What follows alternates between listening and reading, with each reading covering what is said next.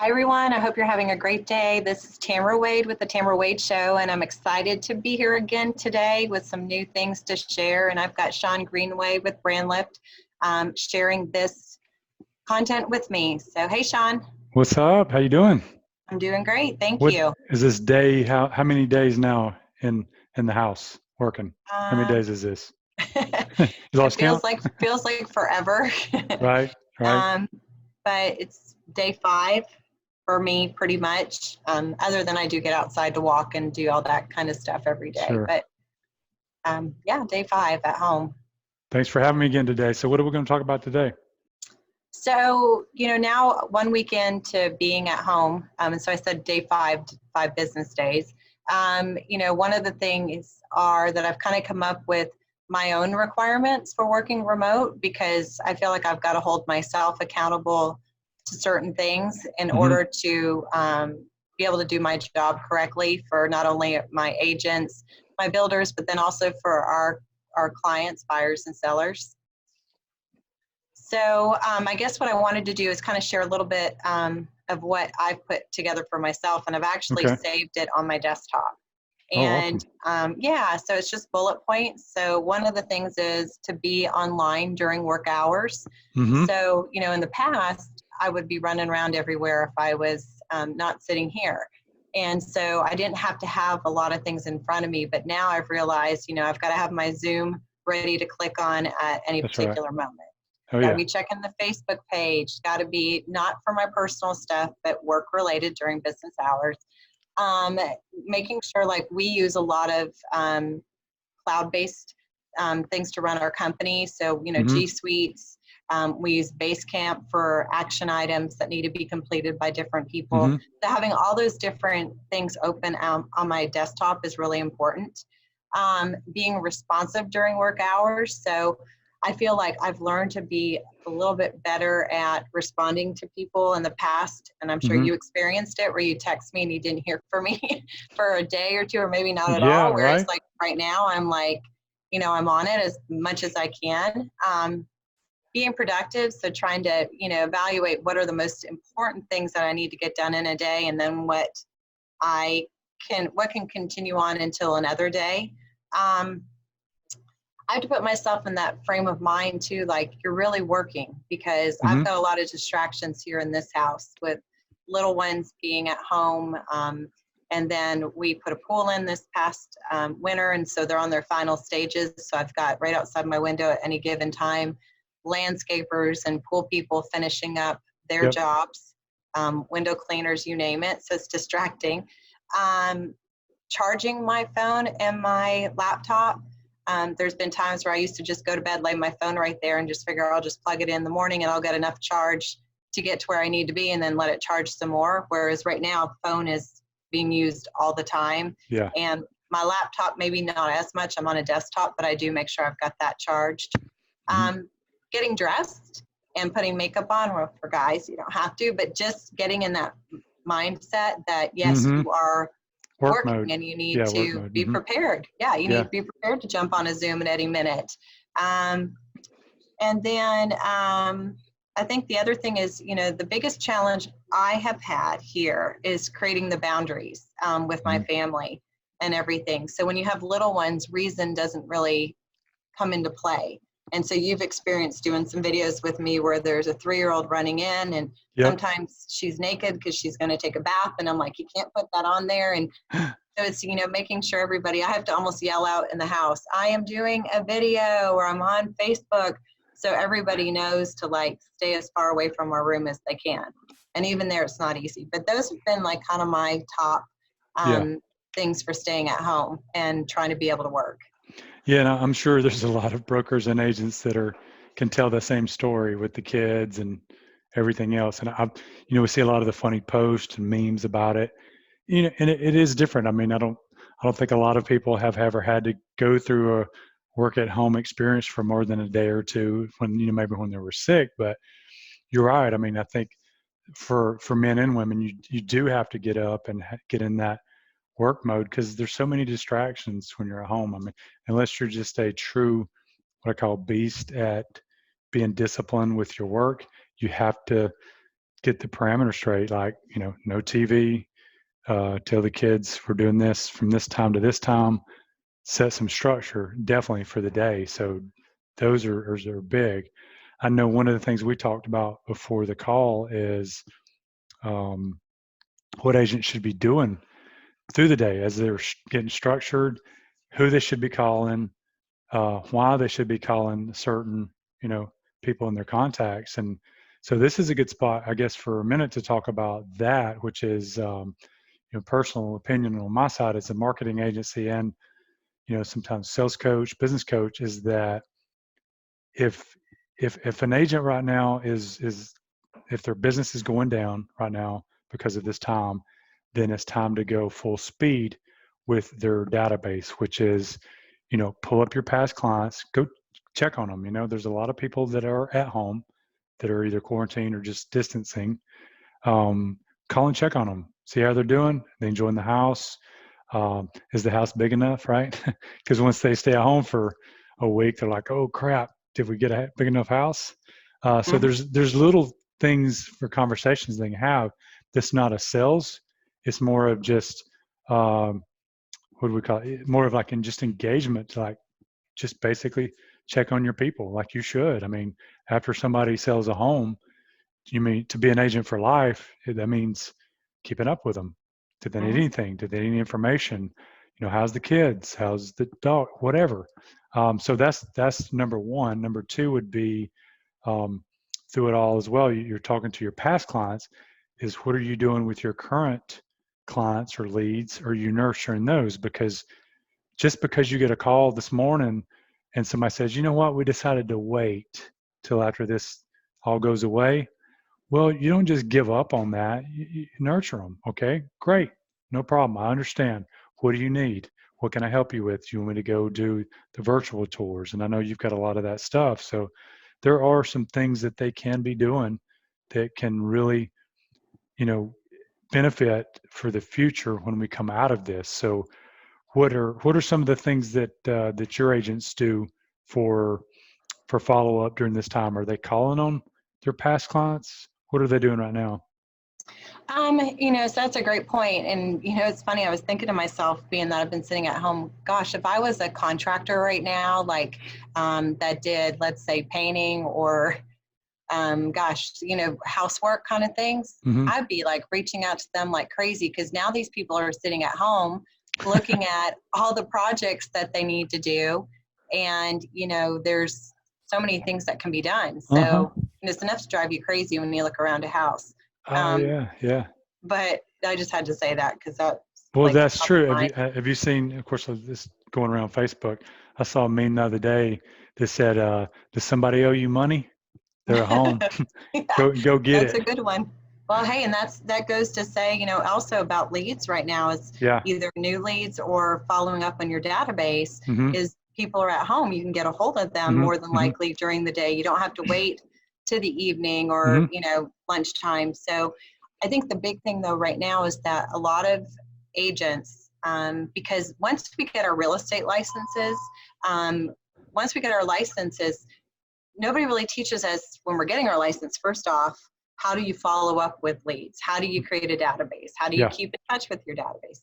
They don't do that. And then we go on and either we run our own businesses, so we're our own independent agent doing our own deal, or some of us go into new construction like I did. And that's where I feel like I got a lot of really good training that I was able to bring over. And even when I did resell for a good while and still do here and there, but I really don't do a whole lot, only if it's like a referral kind of thing. But it's how do I communicate with either a new lead or following up. So what I wanted to do today, my main focus was to talk about new leads coming in, because I know we hear a lot of coaches and speakers out there right now. I'm like a webinar crazy person right now. Everybody's like, reach out to your database, check on them. How are they doing? Be service generated. And that's really good, but you've got to continue to create that new flow of leads that are coming in. And you've got to be able to convert them, because you got to think that you're not the only realtor or agent that they're talking to via email and phone. So one of the key things that I think is really important is how do you convert a lead in real estate? And so what I was going to kind of buzz through are some key points is how do you introduce yourself? How do you express your motivation? How do you follow up and stay top of mind? So those are just some of the key things that I have my new homes agents do, and I do coach on the resale side. So, you know, one of the things, I'm looking at my notes, is when you're first speaking to somebody, you want to go ahead and you want to introduce yourself, and you want to communicate to them how you've obtained their information. Because a lot of times, you know, you cold call somebody, right? Or, you know, you get their information from whatever source and you pick up the phone. They're not expecting you to call. That's and right. Then all of a sudden you're like, hi, this is Tamara Wade with Remax True.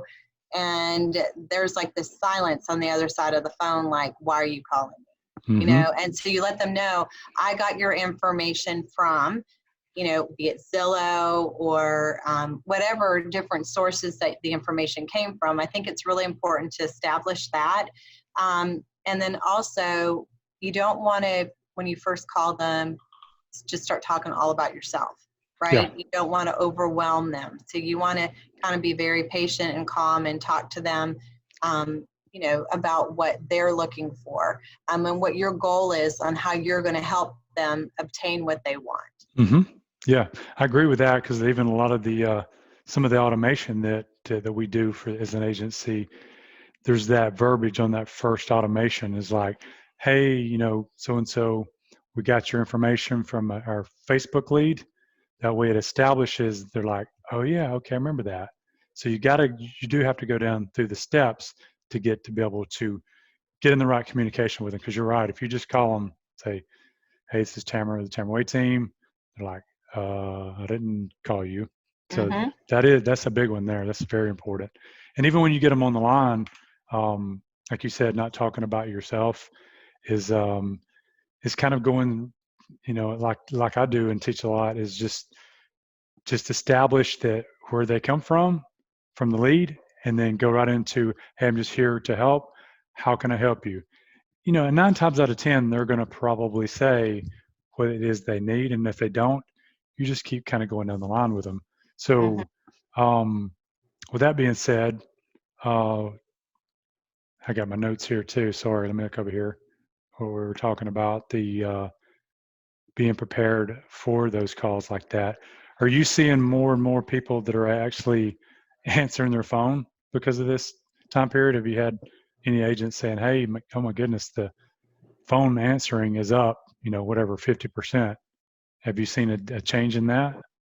Yeah, we have. And people, I think right now there's a good amount that want to talk. And I think it could be generational too. So, you know, you think about, you know, the different age groups and everything. And so some, you know, it's texting and that's just what they want and that hasn't changed. And then you've got what I find is like kind of like the Gen Xers and people beyond that are really looking at like the baby boomers and stuff. Like they want to talk. They want to talk about the real estate market. Again, like I said in a previous video, you know, a lot of these people haven't seen anything like this. Now they've seen recessions, they've seen, you know, downturns due to financials, and you know, like 9/11 and stuff like that, but they've not seen something that we have no clue how big this is going to get. Where's the light at, you know, on the horizon here, and then now you're hearing conversations about, well, we might stop and see it end for a while, but then in November it'll be back when winter season gets here and stuff. And so it's all these unknowns. So people are just, you know, scared to make decisions right now. They don't want to make a bad decision. Yeah. And just like you're going back earlier, a couple of things is, of course, make sure they're still doing social, make sure you're making the phone calls. Email open rates are up right now because of this. Everybody's at home, so email's still good. One of the fourth things that I've been talking to a lot of other agencies about is the actual mailers. So if you're an agent and if you still got a budget to do some marketing spending, mailers are doing pretty good right now. Postcards, any of those things, because, you know, most of the time, most of us go to the mailbox and half of it goes to trash, right? When we're Right. hustling and bustling. But now they're actually sitting down at the kitchen table, going through their mail, Hmm. looking at everything. So tip number one for any agents out there, if you got the money to do it, you know, postcards and any type of mailers could work right now, just because more and more people are looking at it. I wouldn't have said that 6 months ago. Yeah, I think you'd be better off putting your money into social and other avenues and leads, but mail outs definitely could work right now.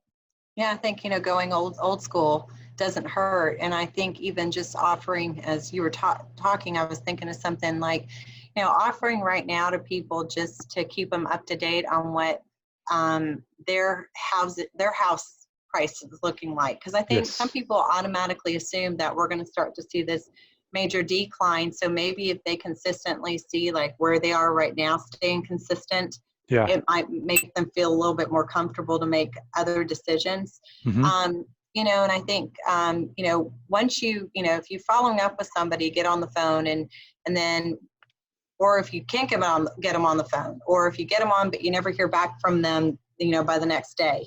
One of the other things is then to try to go switch over to email. So if it's phone you started first, day 2, then go ahead and express your motivation again of Hmm. how you want to help them, but do it in an email. And then like day 3, if that's still not working, try something more Hmm. informal, like a text.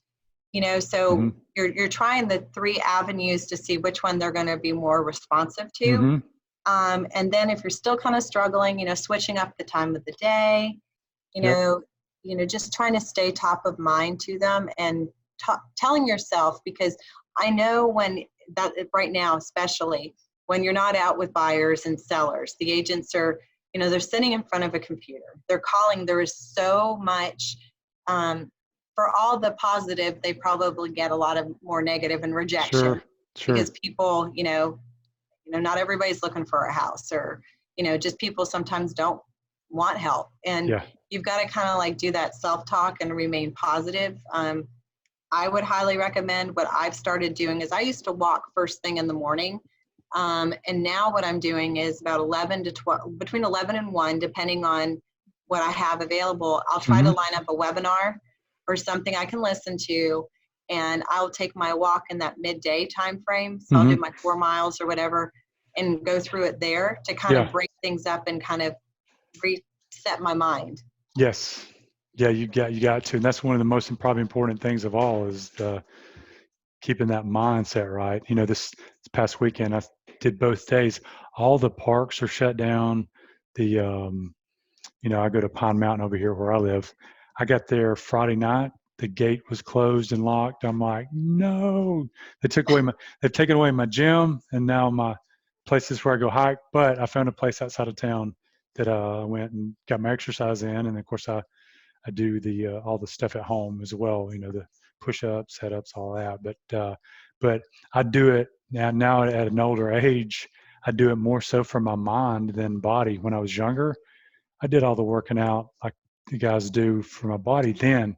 Now it's for the mind, because if you keep your mind, as they say, if you keep your grind right, to keep your mind right, that is the most important thing. So even at home, like you said earlier, to recap, getting up, get your makeup on, get your clothes on, let, let everybody in the house, the husband and wife, let them know what you're doing today. Let the kids know you're going to have them from this time to this time, but this time to this time, mama or daddy's going to be on the phone, on a video, on the Zoom, whatever, and just have set your schedule like you normally would. Go through it, and then if you do have time at night, of course, exercise, study, and like you said, if you walk, audibles, whatever you got to do, it's important. I think the call we had the other day together, we talked about offense, Hmm. being on offense. By not doing the things we just said, keeps you on defense, which is what, believe it or not, I didn't talk to them. There's a lot of not only just agents, but even other business people, salespeople that are just kind of sitting on the sideline right now. They're like, let's see how Unfortunately. it goes. I'm like, no, you better be doing these things that we're doing here. I mean, You can go online and kind of see who's doing what. The ones that are staying active and being positive and going on offense and actually helping people, educating, nurturing, those are ones that are going to continue to rise to the top. And I truly believe that, because I see it. It's almost like a cycle through the year anyway with people that do that, but more so right now, people need it more than ever to do those things. Oh, for sure. And I think, one of the things that I think if agents would spend the time right now, and if I could give them like just my biggest recommendation, they need to right now think about what are their unique skills, really figure out how that they can showcase those unique skills and get their presentations put together. So when the market That's does right. rebound and people come back out, that you're not just creating all these marketing pieces, that you're ready to push them out. And you might surprise yourself and go, That's you right. know what, right now I have skills that I didn't even realize I have that I could be utilizing in this market, but it's just thinking about them Mm-hmm. and reminding yourself that you need to be leading with your value. And the value is not, hey, I can find you the best house at the best price anymore. It's more service geared, and that we're going to find you the house that meets your needs at the Yes. price point that's best for you. And it's all about you, the other person, Mm-hmm. more so than that. And I think, that's the thing, because I think a lot of times when I speak to even our agents in our brokerage, and I'm like, okay, so tell me, like, what makes you unique? And they pause because they don't know Yeah. what those special things are. But now's the time to take those, hone in on those, and Yep. really, be prepared for when the market comes back. Because when it comes Yes. back, you're not going to have time to be doing all the things Mm-mm. that you can be doing Mm-mm. right now in preparation for. Yep. And So we'll kind of end with this quote. I think the quote goes, "Don't get ready, be ready." And absolutely, that's I agree with exactly what everybody needs to be doing. Thanks again for having me on the show. I can't wait for the next one. I know we're trying to do these at least every other day, so just hit me back up when we're going to do another show. Great, and thank you everyone for joining us today. And if you want to get more information or follow us, you can follow us at Tamara Wade Team on Facebook and Instagram. Go to tamarwade.com as our website, and you can always call us at 770-502-6230. Thank you, everyone. Thanks again, Tamara. See you guys. We'll see you all next time.